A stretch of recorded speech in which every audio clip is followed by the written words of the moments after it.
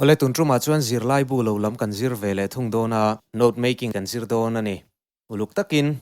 lo ngai thlale don ya kan lu thuk tak tak ma in note making atana kan hriat tur poimo soima sa ila pakhatna chuan note making kan chhanin sentence puitling mang lovin phrase kan mang thrin tur ani pahnina atlang puin paragraph tin hian soitum big points ani thina chu paragraph tinakha main points a mangin achunga a soifia na howakha sub points a kan mangle theiani chuan chung sub points te po chuan clear ran alo ngai le mai theya chung sub points te po chu clear ran alo ngai le mai theya sub points kan ti ang chi kha kan pele thei bok ani ti chuan adot le a chuan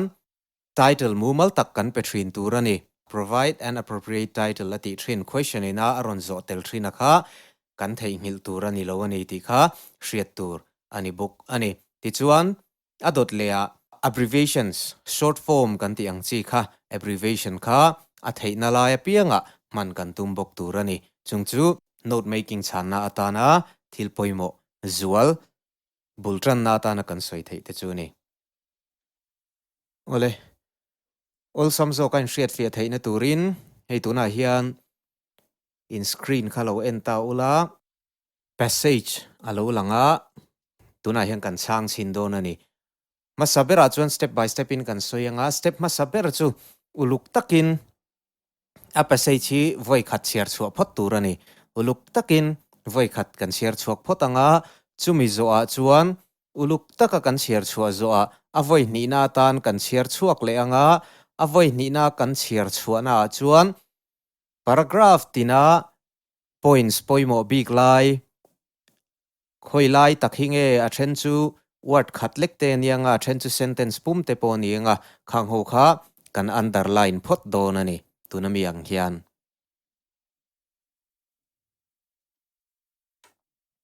tikhan uluk takin kan chiara chumi kan chiar voi ni na chuan a points poimo lai nia kan hriat apiang kha tikhan tihian kan underline ta zela chutia kan underline chuan nakina kan zia chhuwa tak tak tur kha kan hriat thei pha don ani tichuan kan ziak tran don ta a poimo ma saber chu a title kan pe tur ani tikhani question in title pero atiemo tiloemo notes kan zia reng rengin exam kan chang ani a kan chang lo ani point notes kan zia kan i hrim chuan nakina a en non le tu ta na hriat thiam ol samjok nan eng chung chang nge ti an hriat theina turin title pek kha kan ti masak tur ani ti kha hriat tur ani a title hi uluk takin kan ngai tu anga a bupum a passage pum kha kan lo chiar ta a pum pui hian enge soya tum ti kha uluk taka ngai tu chungin title tur kan thlanganga hemi passage bi ka chuan effective listening chungchang a soya wangin the art of effective listening ti kha title atan kan mangdon ani khan title kan lo pe zota a ti chuan engtin nge kan ti zelang masabera chuan number kan pek dan tur kha kan thler thiam angai ta ni chuta chuan number main point sina number putlak tur ho chu in ang thlachar charanga chutiang che chuan sub point sina number putlak chu in ang zelanga sub points kan ti ang che point le chhongina a number put tur kha a in ang le bok don ani chu chu kan chan dan tur ani don ani ti chuan uluk takin kan ngai tu a uluk takin kan chiara kan underline zo to a chung ho chu engtin nge ziak turing kan in bot sayang kan underline ho kha hei chu group khata thei hei chu group khata thei ani ti in kan thliar sang le thlia don ani entir nan ti hian lo enta ila ta hian underline kan lo nei nual ta ani ti chuan sentence ma saber le sentence ma saber atang hian ti hian kan lo chin chhia pheita a chuta chuan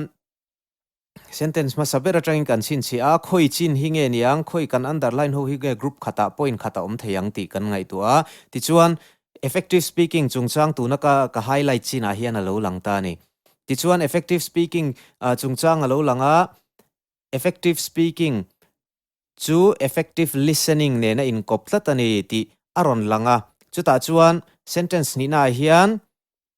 concentrate on hearing ti te concentrate on understanding ti te kan underline tel boka hemi te panhi hi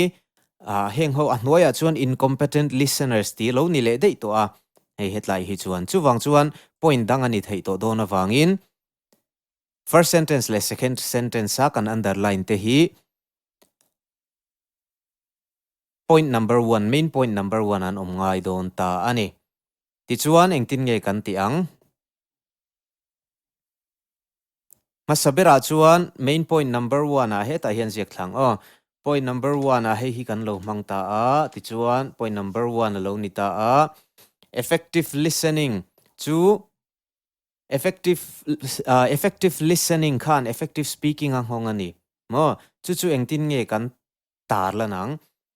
sentence puitling in zia angai lova tia chu ba ka chuan abbreviations man sham tur kan te effective ti kha lang tam don ni ani na langa chu wang chuan effective a khan EFF hi han mangngal ta ila ti chuan abbreviation pakhat kan nei ta ni effective fatan khan anu zela effective kan zia reng rengin EFF vek hi kan mang to don ani ti chuan effective speaking kan ti atra effective speaking depends on effective listening.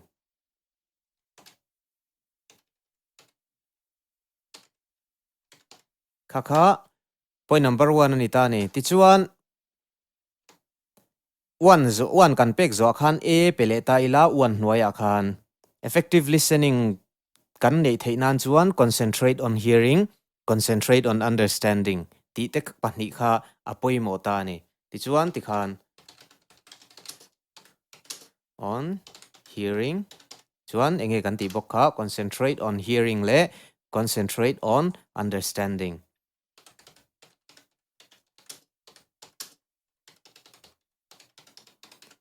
ti khang kan ti thlatli athli anga point number 1 a chuan ti khang kan lo mangta hei concentrate voi ni alanga chu wang chuan concentrate hi ti hian CON ti top hian ziakila abbreviation kan nei le theita ni tro ti khan chuan abbreviation kha ti khang kan siam thlapa zel bokta a chungchu poimo ni ti khang kan ti thla zelanga khatia kan ti thlak zel khan notes thatak kan ziak thei mai don ani ti chuan lo ngai chang ti hian nya ti ke main kan ti zo zung anga chuan atopa an answer end result kan hu chuak thei tura ngai ang oleti khan hei kan huangin ti hian note chu kan lo ziak thlata ani abbreviation sang te ka manga EFF te kan manga concentration ti aya CON te kan manga ti chuan heta po message ti aya MSG te kan manga received aya RECD te kan manga physical aya PHYS te kan manga ti chuan khang abbreviation ho ka soi ma khan heta point number 3 sub point D note taking ti a hian hei hian sub point lo nei ta ni sub point lo nei ta a note taking kha listener a effective zual theinan note taking a poimo a note taking a poimo thei dan kha aid to listener kha apui ti khani phota adot le a chuan listener tan mai ni lo athu soi tu tan po khana poimo ni ti kha point number 2 a hian sub point number 2 a hian alo langta ni chuan engtin nge speaker kha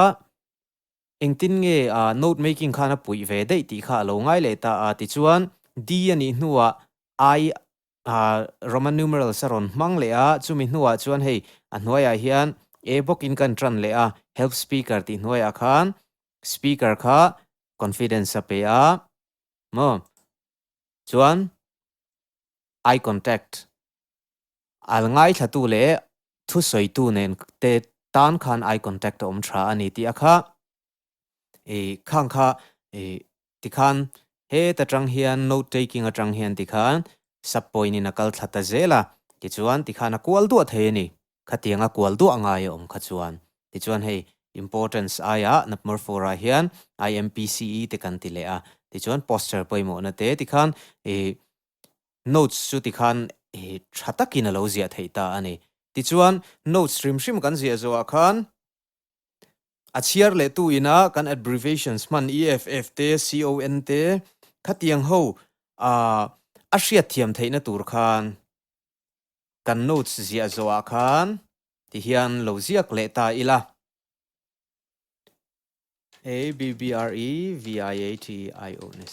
abbreviations abbreviations use ti kha kan lo ziak le ta ani ti chuan chuta chuan kan abbreviations man ho wa kha a soi fia na kan tar lang le don ani kan abbreviations man ho wa kha a soi fia na kan tar lang le anga chumi a soi fia na mang chuan kheng kan abbreviations man sang te kha eng ti na nge ani ti akha a chiar le tu ten an lo hre thei don ani apoi mo ma abbreviations kan mang ani phot chuan in exam na man ngei ngei tur ani abbreviations kha kan man awangin a soi fia na kha kan zia tel ngei ngei anga ni ti chuan masabera chuan effective ti kha kan mang masabera tero EFF chu effective ti na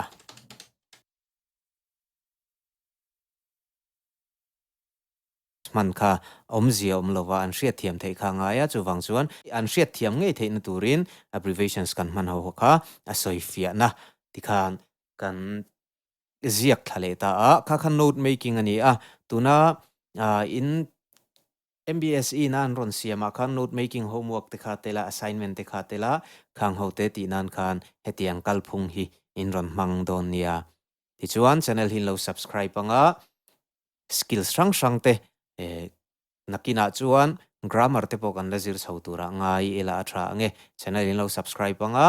zirlai puite in school khata in kalpui ni kher lo in thiante zirlai ve te po he channel hi in lo ko mu anga in lo subscribe tir ve zel don nia